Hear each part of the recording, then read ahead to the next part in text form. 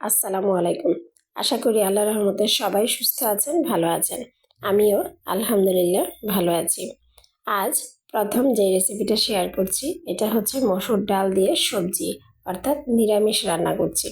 এটা ভাত দিয়েও খাওয়া যায়, আবার রুটি দিয়েও খাওয়া যাবে, তাই একটু বেশি করে রান্না করলাম। প্রথমে মসুরের ডাল ভালো করে ভিজিয়ে রেখেছিলাম, সেটা ভালো করে ধুয়ে নিয়ে তাতে সবজি কুচি দিয়ে দিলাম। সবজি কুচির মধ্যে ছিল বাঁধাকপি, ফুলকপি এবং গাজর।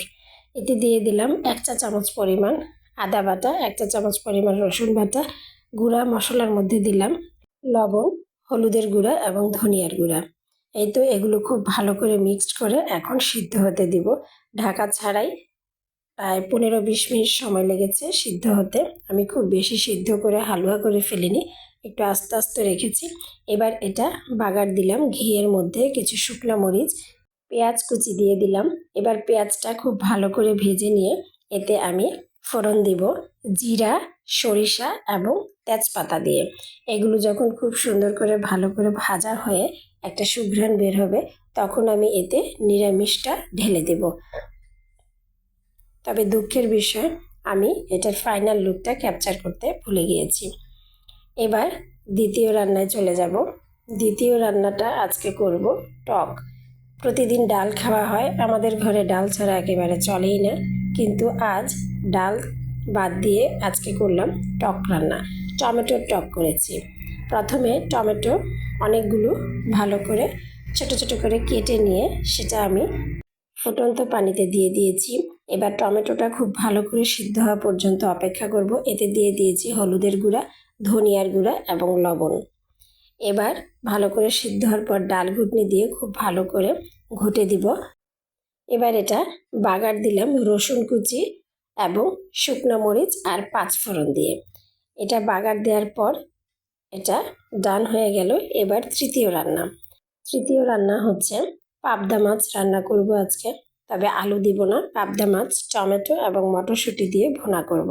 তাই প্রথমে বেসিক মশলা পেঁয়াজ বাটা, রসুন বাটা ভালো করে তেলের উপর ভেজে নিয়ে যখন কাঁচা ঘ্রাণটা চলে যাবে, তখন আমি এতে দিয়ে দিব টমেটো কুচি, কাঁচা মরিচ।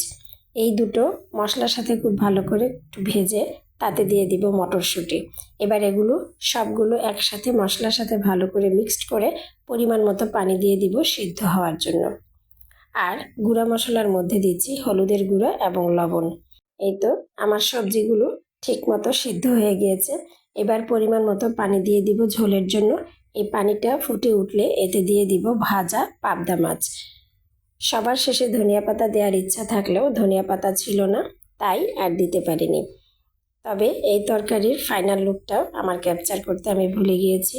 এবার চতুর্থ রান্না, এটা হচ্ছে রান্না করেছি আজ সবজি দিয়ে শুটকি। প্রথমে আমি চাপা শুটকি ভালো করে ধুয়ে নিয়ে সিদ্ধ করে নিয়েছি, সেই পানিটা দিয়েই আজকে রান্না করব। আমি সাধারণত চাপা শুটকি রান্না করলে এভাবেই করে থাকি, কারণ চাপা শুটকির কাঁটা থাকলে তরকারিতে আমার হাজব্যান্ড খেতে চায় না।